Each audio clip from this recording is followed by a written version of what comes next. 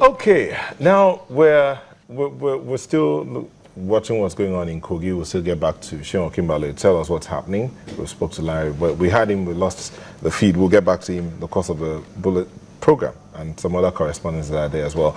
But let's come back and talk a little bit of what my friend says, gastrointestinal ministration. We're talking about food. Yes. And another friend calls it, when you talk food too much, you say you're a foodie. Mm-hmm. So for all the foodies out there, you would enjoy this. It's about Fiesta of Flavor. Fiesta of Flavor. I mean, of flavors. Of flavors. Yes, because we have different. You know, when the palates of your tongue, the different sides of your tongue that taste different things. Well, this what we're going to talk about. Just be salivating and what's this space? Okay, from the 4th to the 6th of December 2015, the First Bank is partnering with Eventful to host a Fiesta of Flavors. Now, it's a gathering of foodies.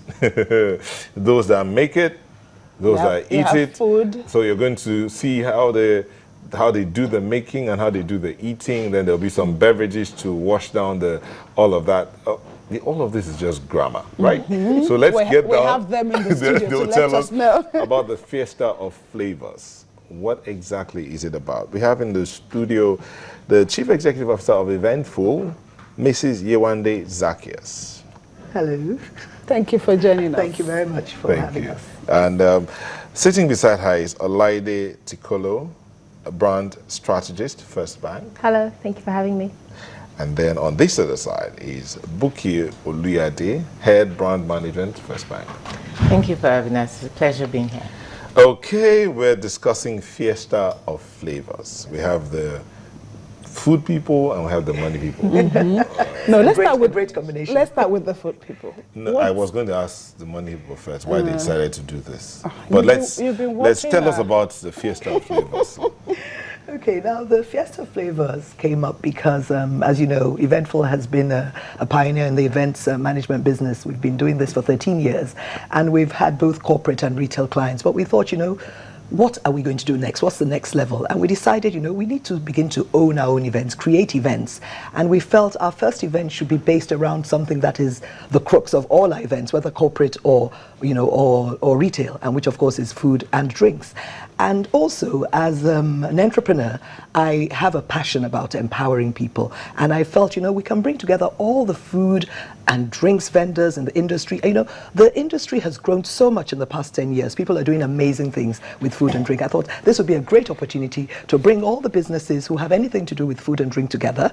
You come together in one place and you are able to sell your businesses to willing participants. You're able to come together, whether it's food you're selling, whether it's drinks, whether you have apps for food, whatever it is to do with food and drink. So that was really important. And then another part, because something we found along the way is that there needs to be so much training in that area. So we have a training session where we're going to have training for people in the hospitality business and also people in the food service business. So that's it in a nutshell. Okay, thank you, foodie. Let me get to the money people. Okay, so tell us, why is First Bank deciding to go and invest in food? I mean, is it that everybody that comes will be eating free of charge? What do you think about banking on food? How would you be talking money without food in your tummy? I think it's really a big thing for us, as in thinking about the economy and how we drive this economy forward. Look at food. Food is the new oil. I mean, it's the next economy, it's the next driver of growth for this nation, and indeed any nation that decides to be relevant in the future.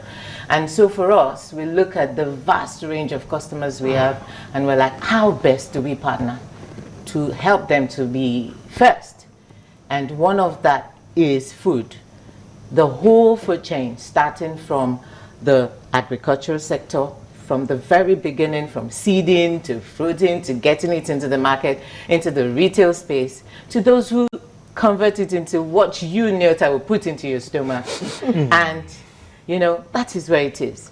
Following the chain. You just made me hungry. Sorry about that. So for us, it's about following the chain, the whole value chain, the whole agricultural value chain, supporting everyone along the line, every single sector that works within that space, till that food lands on your table, whether it be street food, whether it be gourmet food, whether it be just in your kitchen, in your house. Somehow, there is an entrepreneur behind that. And it is those systems, those entrepreneurial systems, those big corporations, those small entities that we as First Bank want to stand behind and help put ahead.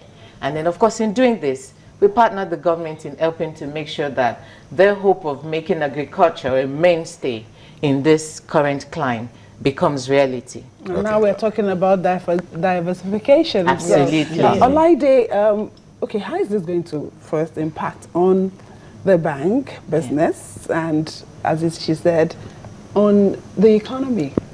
I mean, Bookie has done a good job of telling us really why the food sector is important to the economy. But I guess for us as a bank, it's really looking at our customer base and how can we put them first. And I'm sure you must have seen First Bank is about putting you first and putting customers and stakeholders at the heart of our business. So how can we make this happen? So if you look at that agricultural value chain and you take SMEs, for example, straight from actual production, going into transportation, into the retailing of food, we're there to provide the necessary financing, the advisory services that you need for the stability and the success to make that happen.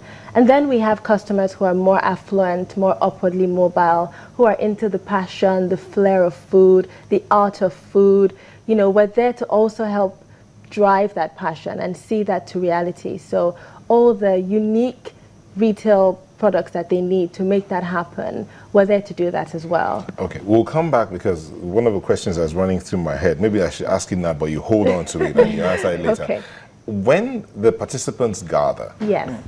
while they're doing what they're doing, Yeah. would you be there to offer things like loans, assistance, and all of those kind of packages? Hold on to that question. Holding then on to answer the it. thought. Let's go back to okay, Mrs. Zacchaeus.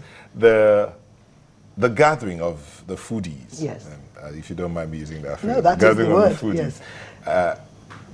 What would be the benefit of that gathering to the participants? I was going to start with who are those that can participate, but we'll come back to that. So let's start with what will be the benefit to the participants?